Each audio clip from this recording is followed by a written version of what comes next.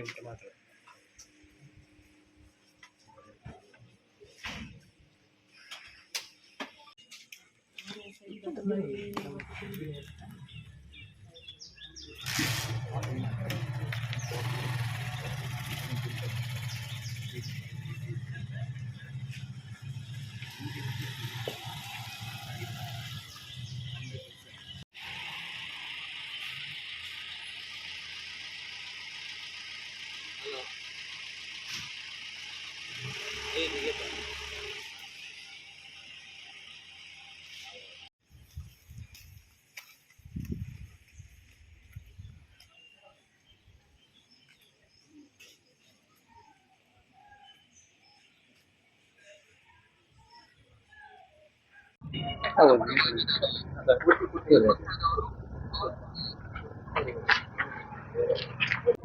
ನೀವು ಯಾವುದಕ್ಕೆ ಆಕ್ಷೇಪಣೆ ಸಲ್ಲಿಸಿದ್ರು ಮತ್ತೆ ಏನಾಯ್ತು? ನಾನು ಇವತ್ತು ಮಹೇಶ್ ಶೆಟ್ಟಿ ತಿಮ್ಮರೋಡಿ ಅವರ ಪರವಾಗಿ ನಾನು ಧರ್ಮಸ್ಥಳದವರು ಅವರನ್ನು ವಿಕ್ಟಿಮ್ ಅಂತ ಪರಿಗಣಿಸಿ ಸಲ್ಲಿಸಿದ ಅರ್ಜಿಗೆ ನಾನು ಇವತ್ತು ಆಕ್ಷೇಪಣೆಯನ್ನು ಸಲ್ಲಿಸಿಕೊಂಡಿದ್ದೇನೆ.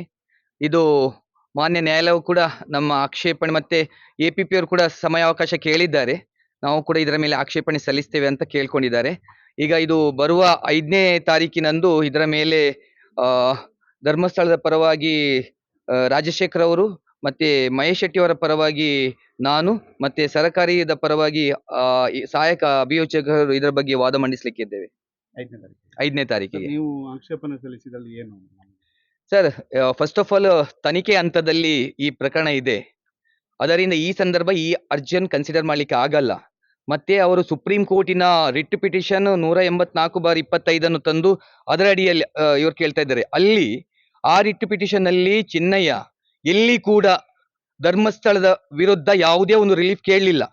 ಆತ ಅಲ್ಲಿ ಕೆಲಸ ಮಾಡ್ತಿರುವುದರಿಂದ ಅವರನ್ನು ಫಾರ್ಮಲ್ ಪಾರ್ಟಿಯಾಗಿ ಕಾಣಿಸಿದ್ದಾನೆ ವಿನ ಮತ್ತೆ ಅದರ ಬಗ್ಗೆ ಎಲ್ಲಿ ಕೂಡ ಧರ್ಮಸ್ಥಳದ ವಿರುದ್ಧ ಯಾವುದೇ ಒಂದು ರಿಲೀಫ್ ಅನ್ನು ಕೇಳಲಿಲ್ಲ. ಅದೇ ಕಾರಣಕ್ಕಾಗಿ ಮತ್ತು ಡಿಲೇ ಇರುವುದರಿಂದ ಆ ಕೇಸನ್ನು ಮುಕ್ತಾಯಗೊಳಿಸಲಾಗಿದೆ. ಆಪೋಸಿಟ್ ಪಾರ್ಟಿ ಅವರು ಬಂದಿದ್ರು. ಆಪೋಸಿಟ್ ಪಾರ್ಟಿ ಅವರು ಬಂದು ಅಬ್ಜೆಕ್ಷನ್ಸ್ ಹಾಕಿದ್ದಾರೆ ಅಪ್ಲಿಕೇಶನ್ಸ್ಗೆ. ಆ ಅಬ್ಜೆಕ್ಷನ್ ಸಸ್ಟೈನಬಲ್ ಅಲ್ಲ ಆಕ್ಚುಲಿ. ಅದು ಹೇಗೆ ಹಾಕಿದ್ರು ಗೊತ್ತಿಲ್ಲ. ನೆಕ್ಸ್ಟ್ ಆರ್ಗ್ಯುಮೆಂಟ್ಸ್ ಡೇಟು 5th ಕೊಟ್ಟಿದ್ದಾರೆ. 5th ಮತ್ತೆ ನಾವು ಇನ್ನೊಂದ್ಸರಿ ಬಂದು ಆರ್ಗ್ಯುಮೆಂಟ್ಸ್ ಮಾಡ್ತೀವಿ. ನಮ್ಮ ಅಪ್ಲಿಕೇಶನ್ ಮೇಲೆ 2Y ಮೇಲೆ ಆರ್ಗ್ಯುಮೆಂಟ್ಸ್ ಮಾಡ್ತೀವಿ, ಫರ್ದರ್ ಆರ್ಗ್ಯುಮೆಂಟ್ಸ್ ಮಾಡ್ತೀವಿ.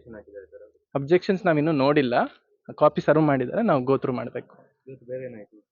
ಬೇರೆ ಏನಿಲ್ಲ, ಜಸ್ಟ್ ನಾರ್ಮಲ್ ಅವ್ರು ಅಬ್ಜೆಕ್ಷನ್ಸ್ ಹಾಕಿದ್ದಾರೆ, ಅಬ್ಜೆಕ್ಷನ್ ಕಾಪಿ ಸರ್ವ್ ಮಾಡಿದ್ದಾರೆ, ನಾವು ಅಬ್ಜೆಕ್ಷನ್ಸ್ ಕಾಪಿನ ನೋಡಬೇಕು. ನೆಕ್ಸ್ಟ್ 5th ಡೇಟ್ ಕೊಟ್ಟಿದ್ದಾರೆ, 5th ನಾವು ಬಂದು ಆರ್ಗ್ಯುಮೆಂಟ್ಸ್ ಮಾಡ್ತೇವೆ.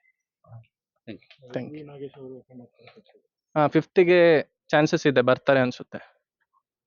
ನಿಮ್ಮ ಹೆಸರು? ಸುನೀಲ್ ಅಂತ.